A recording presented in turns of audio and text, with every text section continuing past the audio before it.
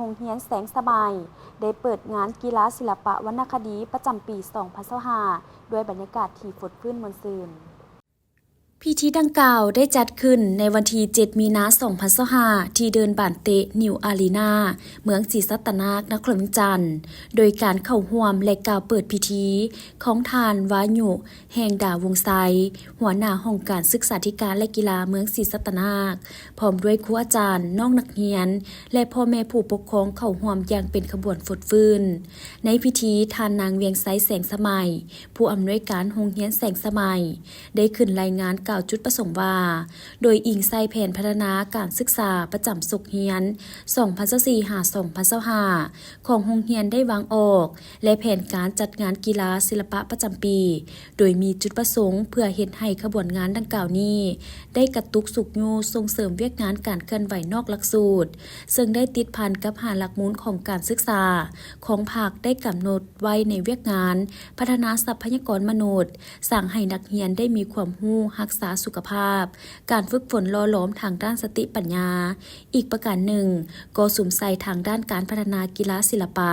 เพื่อให้บรรดาน้องนักเรียนกล้าแสดงออกด้วยความมั่นใจอย่างกล้าหาญกลายเป็นนักกีฬาดีเด่นเป็นนักศิลปินที่มีคุณภาพรับใช้สังคมและมีความสามารถปรับตัวเข้ากับสภาพแวดล้อมในปกติแบบใหม่ในงานครั้งนี้ยังจะเฮ็ดให้มีความสามัคคีระหว่างครูกับผู้ปกครองและนักเรียนด้วยกัน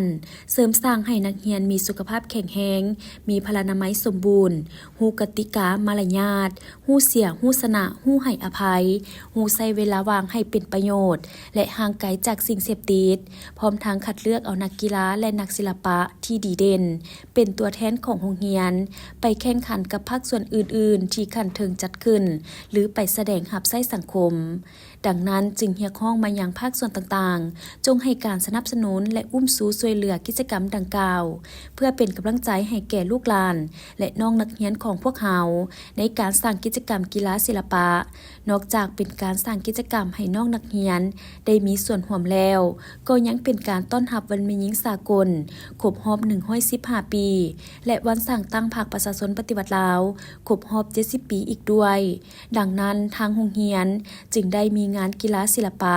ให้น้องนักเรียนผู้ที่มักด้านนี้กล้าแสดงออกความสามารถซึ่งได้จัดการแข่งขันกีฬามวลชน7 ประเภทและศิลปะ3 ประเภทคือด้านการแข่งขันกีฬาแม้นจะจัดให้มีการแข่งขันห้องต่อห้อง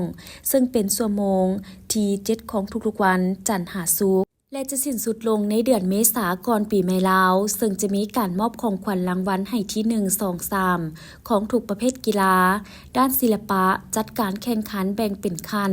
สั้นตามลำดับจะแข่งขันให้สำเร็จภายในเดือนเมษายนพร้อมทั้งมอบรางวัลที่ 1 2 3 ของศิลปะทุกประเภทในศุกร์เรียน 2024-2025 ได้ส่งนักเรียนเข้าแข่งขันศิลปะขันเมืองศรีสัตนากได้จัดขึ้นในค่ำวันที่ 30-31 เดือนมังกร 2025 นักเรียนของพวกเขาได้รับรางวัลคือประเภทบทลำสั้นประถมได้อันดับที่ 1 ของขันเมืองบทฟ้อนสั้นประถมได้อันดับที่ 2 ของขันเมืองบทฟ้อนสั้นมัธยมได้อันดับที่ 2 ของขันเมืองบทฟ้อนสั้นอนุบาลได้อันดับที่ 3 ของขันเมืองห้องเพลงสั้นมัธยมได้อันดับที่ 3 ของขันเมืองกระโตทรายสั้นประถมได้อันดับที่ 1 ของขันกลุ่มประถมแลนซ้าย30-60 เมตรสั้นอนุบาลได้อันดับที่ 1เตะบานสั้นอนุบาลได้อันดับที่ 2 ของขันกลุ่มอนุบาลนอกจากนั้นยังได้เข้าหับไส้ในกล่องประชุมและการต้อนรับแขกต่างๆตื่มอีก